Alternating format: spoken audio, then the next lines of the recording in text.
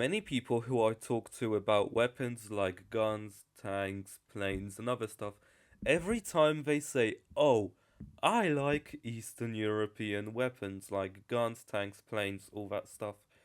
And most of the time, they just talk about Russian stuff. And they just talk about Russian weapons like it's the only type of weapon in all of Eastern Europe. And it feels like if you push Russia aside, you can discover a whole new universe of weapons. Like, look into Ukrainian tanks, maybe look into Polish anti tank rifles, look into Hungarian tanks, or what the Krecik animators have done in their free time when they weren't snorting coke from how much of a masterpiece Krecik is. Just like many people, we know Czechs as the Eastern European inventors of Krecik. I just want to talk in this video about weapons from Czechia and vehicles, which I absolutely love, and they are going to be my favorite ones. So let's start off with the OT-64 Scott. I love this for two reasons. First, it's cooler and better than the stupid BTR 60 and 70, and also it's a Polish designed turret on it.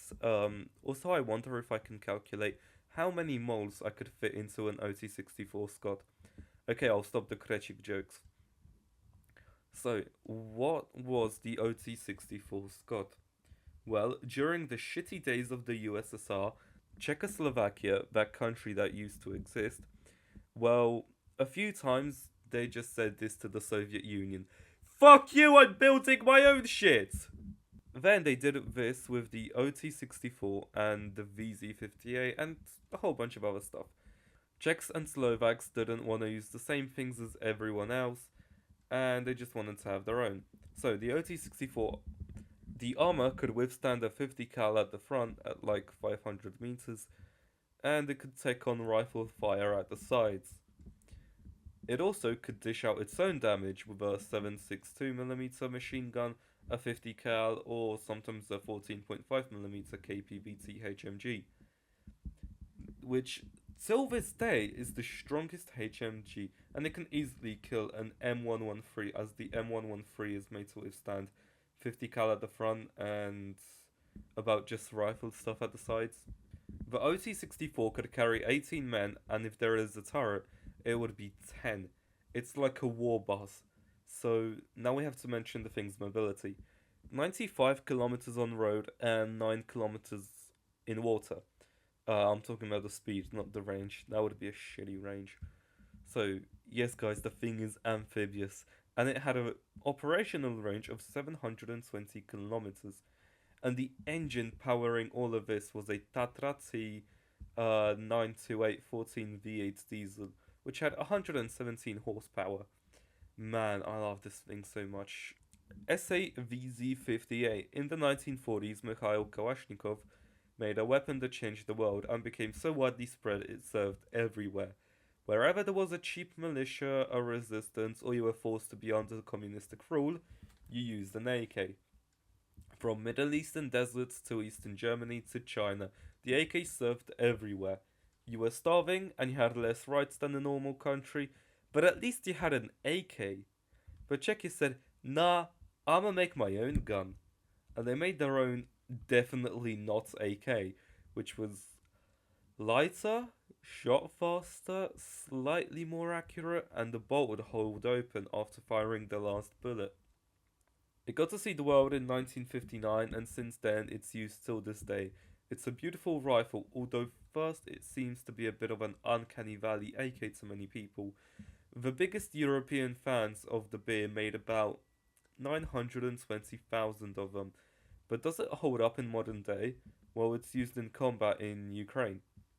It is slightly more complex to take care of than a regular AK, and if you fire it a lot it can easily overheat and cause issues for you.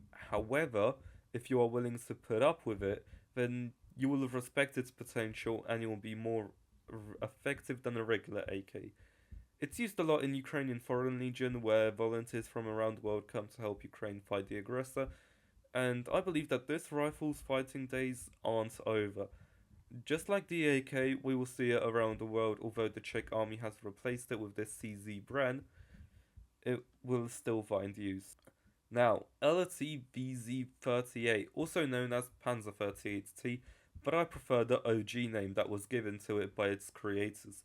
The story starts post World War One when Czechs would basically start exporting tanks all around the world. And then they realized, hey, we want to have our own tank, and they made one in 1934. And as soon as it entered service, the improvements were being made on it. And then that's how they got to the LT VZ-35. And it was a 50-50. Because on one side, it was pretty well made and everything. Nice armament. But the designers played a little teeny prank and the tank would randomly set itself on fire. So it had to be replaced, so the LT-38 was made. Iran, Lithuania, Switzerland, and Sweden, who even got a license to build it. The Brits said, yeah, you know what? No stabilizer. That kinda sucks, but we all like every other feature in this. And the Russians, they first wanted to buy the prototypes that the Czechs sent without buying a license and wanted to reverse engineer it. The Czechs sniffed out what the cut-ups are trying to do, so yeah. If you know how they made a lot of their weapons by not copying foreign designs. So, Czechs knew this and they immediately pulled out just barely an inch from the Russians stealing it. Czechs had some nice luck then. So then the Russians thought that they'd just keep to their own designs instead of steal someone else's this time, just like they did with the Vickers tank, and they just called it the T-26. Okay, let's stop laughing at the poor for a minute and go back to the LTVZ-38. It had a 37mm gun capable of penetrating 33mm at 500 meters at an angle of 30 degrees. Later on, it had an APCR round, which would be 47mm at 500 meters. The armor would be 30 to 50mm at the front, depending on which version, early war or mid-war, after Czechoslovakia was just given up to the Germans, because foreign powers forced it to. Wow, Britain and France were such a great ally to Eastern Europeans. Fucking congrats! Germany took the Czech tanks and used them en masse in the early parts of the war. Without Czech tanks, the war on Poland and France would be completely different. Wereaboos will say, my superior German tech and German engineering. My brother in Christ. Massive part of the tank force was made by Czechs. Also, when the Germans looked at the VZ-38 and the factories that made them, they realized, holy scheiße! Most of this is way better than my own. If I remember correctly, the only thing that the Germans made better was the electric stuff. Like radios and other stuff. So now let's compare it to other light designs of the time. The German training tank put into service the Panzer I, and then there was the bigger brother, the Panzer II. Both of these designs would get their cheeks clapped harder than Riley Reid. Although I shouldn't be saying this on a family-friendly Christian music channel. The Panzer III wasn't a light tank, so let's not compare it to the VZ-38. The VZ-38 was still better than the early versions of the Panzer III, though. The British cruiser tanks, well, they had thinner armor, but had short stabilizers, which would help a bit. Not too much, but just a teeny little bit. Well, anyway, the VZ-38 had a way better ergonomics and armor, and against the BT-7, well, BT-7 was way faster, but way thinner armor, and I'd say similar in capability gun. But anyway, the VZ-38 had better ergonomics and armor, and against the BT-7, well, the BT-7 was faster, but way thinner armor. If you like how I talk about World War II tanks, tell me in the comments. Also in the beginning, I said that Sweden bought some and got a license for it. Well, they turned them into APCs. Yeah, the PBV 301. Better APC than a BTR-60. With firepower to go up against anything Germany could throw at the time.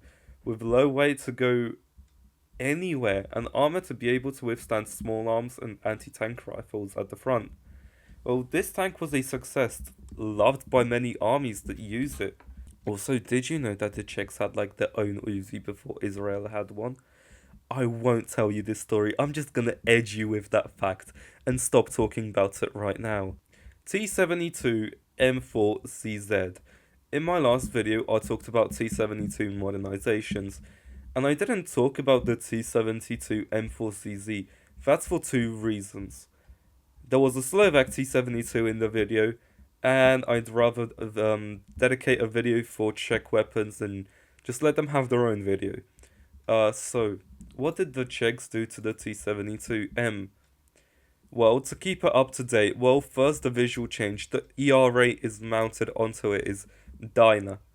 It's made to increase kinetic protection against APFSDS by 30% and an extra 130% against heat.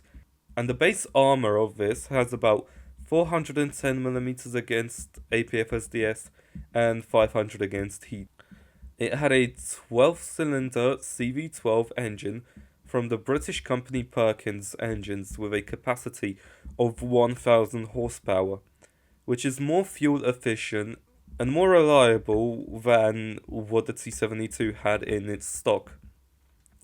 A new transmission which has 2 reverse gears and 4 forward. Finally, someone fixed one of the biggest issues of the T-72, and it can reach 61 kilometers easily. Wait, guys. They actually gave it mobility? Russians haven't done this even with the T-90. Someone literally unfucked and unshitted a T-72. I didn't know that's possible. It also has new Italian made terms T for a control system and new sights. Also APFSDS that can go through 540mm at 2 kilometers. Gen 3 thermals, and even pretty nice for modern day. I love that it has a CITV, a little thing that the T-72B3 doesn't. But then the Czechs bought some Leopard 2A4s, and you know what would be cool? If the Czechs modernized the 2A4 as well, like put in new sights, put some Dyna ERA onto it maybe, that would be really cool to see. Many people are upset because the Leo 2s are being bought and it's gonna replace the T-72 M4CZ. But honestly, it can become like a new M4CZ in my opinion. They made a T-72 their own. You can do it with a Leopard 2 if Germans allow. Poles made a T-72 their own by creating the PT-91. I'm sure Czechs can do it with the Leopard 2. Poles did it with a Leopard 2 as well by making it into a Leopard 2 PL. So the Czechs, although they had amazing arms development very early, one idiot came in and took their cool stuff and used it for his own sick idea, and then another idiot, just as bad or probably worse, also came in and told them what to do. But Czechs still made cool weapons, and there are so many other guns I could talk about, and so many vehicles, but I want to keep this short and keep it about my favourite ones. I want to encourage you to go look into Eastern European designs that are not Russian, because that's just fucking boring. It's like when someone says, oh, I know so much about tanks, and they will only talk to you about German, American, and Russian. Who gives a fuck?